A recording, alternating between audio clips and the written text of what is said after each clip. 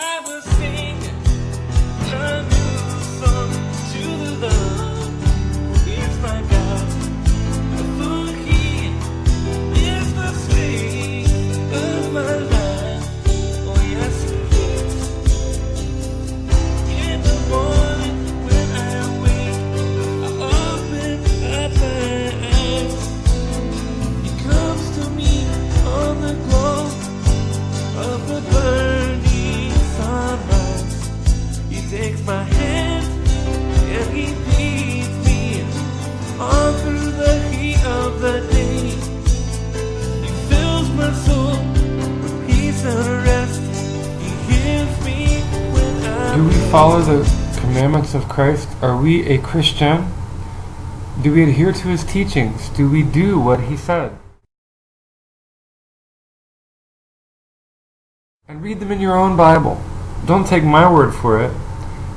Look at the words of the real Jesus Himself. See what He said. One of the chief characteristics Christ said that every one of His followers would have is love. Not just any kind of love.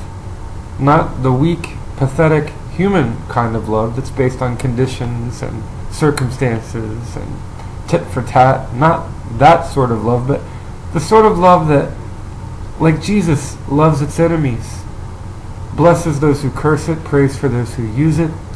When a crown of thorns is placed upon its head, when it's whipped and flailed and teased and tormented and ridiculed, and when someone spits in its face and it's nailed to a cross, doesn't scream out in vengeance, but it says, Father, forgive them, they know not what they do.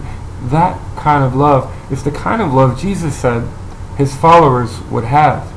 It is the keystone, the key characteristic, the key attribute by which the world will recognize who we follow if we follow the real Jesus. How do we know this?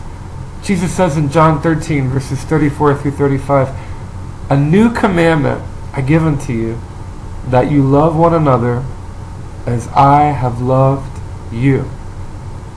By this the world will know that you are my disciples, by the love that you have one for another.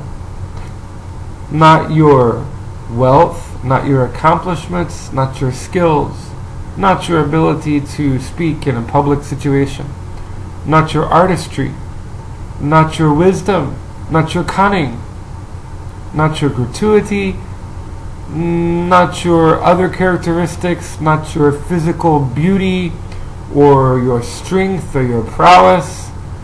None of these things, save one.